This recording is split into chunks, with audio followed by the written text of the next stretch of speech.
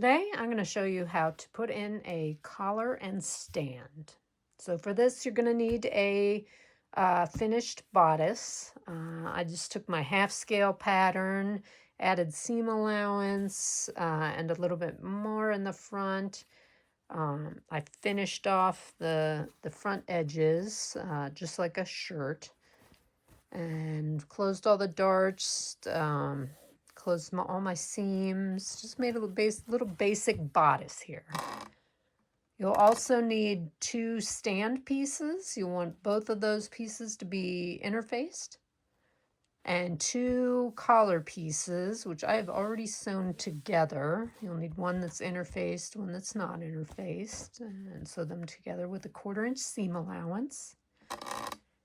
And then the first thing we're going to do is I just want to pin my stand in place. And to do that, I want to pin right sides together. I'm also going to pin the stand on like this. My little notches indicate where the shoulder seam is. So I'm going to line those up first.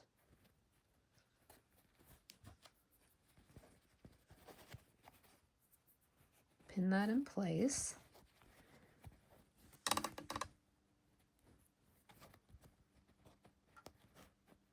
I'm just going to go around. I'm going to pin the stand in place. And you'll notice when you get to the front of the shirt, you'll notice you have extra you have more fabric on the stand than you do on your shirt. That's good. That's exactly how you want it to be, because your seam, you're actually going to be sandwiching these 2 stand pieces together, and you're going to sew your seam right over the edge of the end of that shirt. So I'm just going to pin this in place. I'll pin it all around. And then I'm going to stitch it with a 1/4 inch seam allowance. I'm stitching just along the collar edge right there. So I'm going to do that and I'll come right back.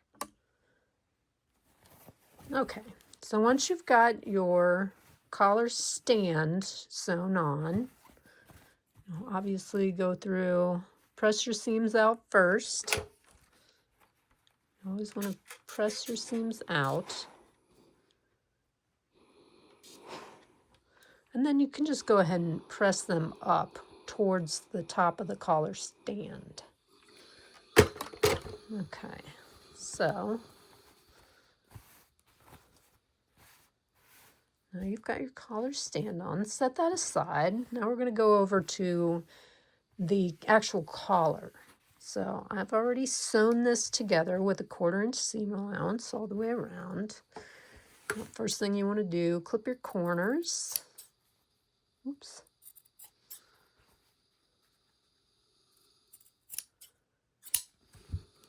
Press your seams.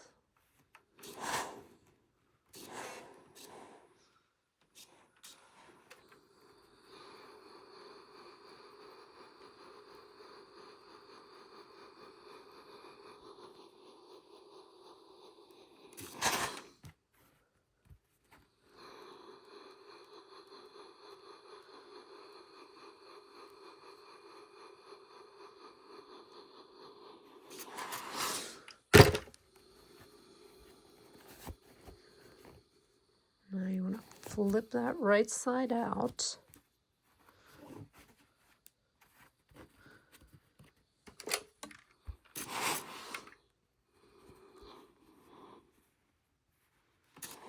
Press your seams out flat. And you always want to use something to get into those corners and really press out the corners. You can use an awl, you can use a pencil, you can use, the top of your scissors when they're closed. Sometimes that's a little bit better than an awl. Sometimes my awl just kind of pokes right through the top of that. But something sharp, and if you have like a letter turner or letter opener, that helps too. But really get your corners out, get everything to look really nice. Press it. Sometimes your pattern will ask you to stitch around this first. We're not going to do that today. This is just a little sample. So I'm going to go ahead and put this on my stand. So you just want to place this on your stand. Make sure you line up your notches. Always important. Line up those notches. Pin everything in place.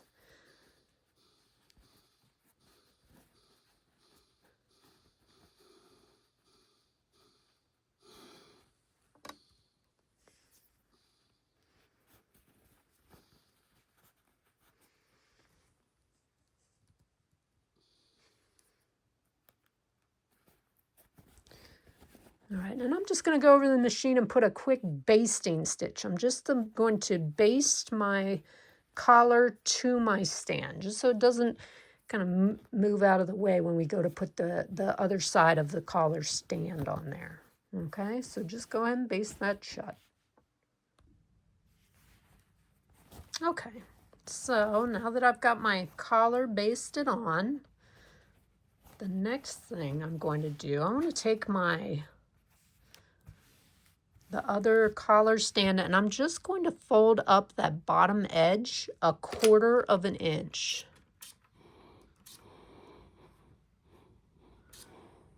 Just press up the bottom 1/4 of an inch.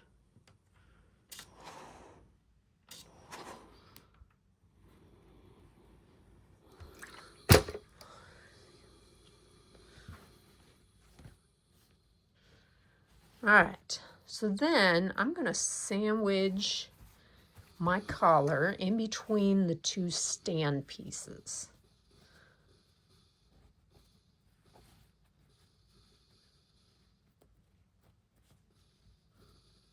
Just want to line everything up and pin it in place.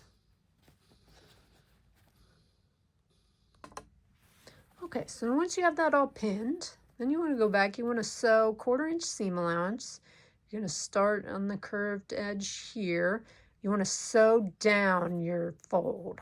Okay, so start here, sew all the way around to the other side, around the curve, and then on this side as well, sew down that fold. And when you're stitching, you want to make sure that you're not catching this front edge, right? So you want to because you want to be able to flip it and have everything just look like a straight line. So you want to come down just right where that edge is, okay? So go ahead and do that. Okay, so I've gotten that all stitched down, right along the edges. Now, of course, anytime you have a corner or a curve, you want to go in there and clip out all your excess. So I'm just pulling out some triangles out of the corner. Right. Do that on both sides.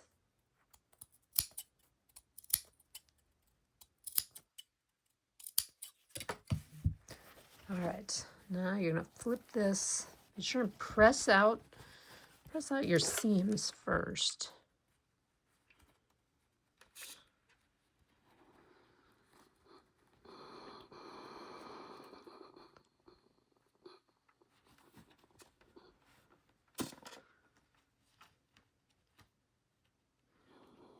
Everything to lay nice and flat when you go to flip this. Right, then you're going to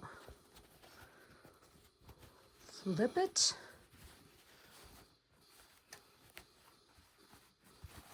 Right, see how your collar is really taking shape now. Right, it's starting to look like a collar. And you're going to always press really well on these stands.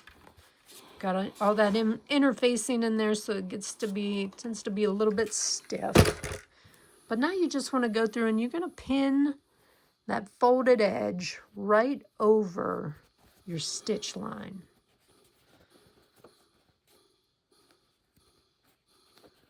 Right? And if there's any little, you know, extra pieces, you can clip them. You can just kind of tuck them into your seam there. But you want that folded edge to lay just beyond the seam line. Because when you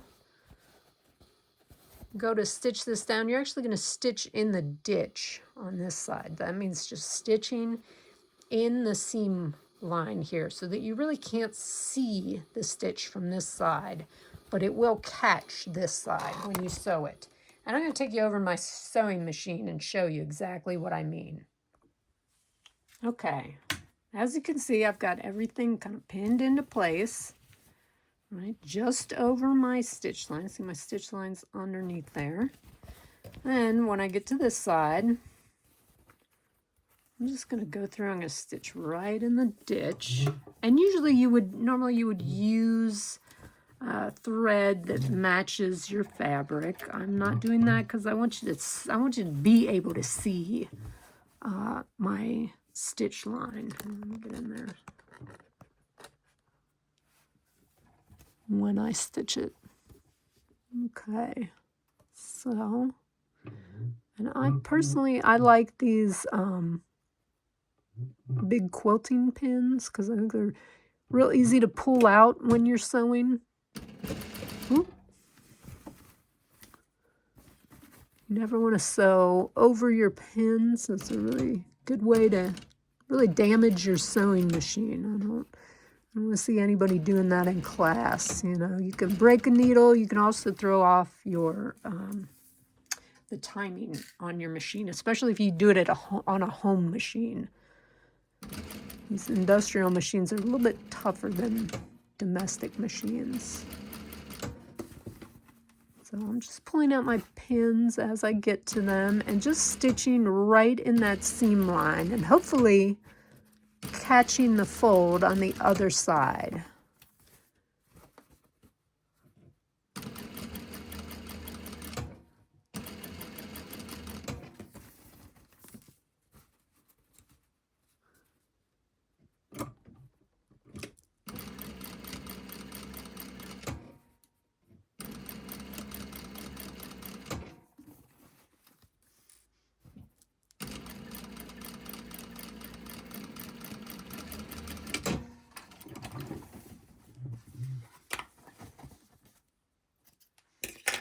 Alright, so I'll show you what I mean about stitching in the ditch. So if my thread had been the same color as my fabric, you wouldn't even see that stitch line.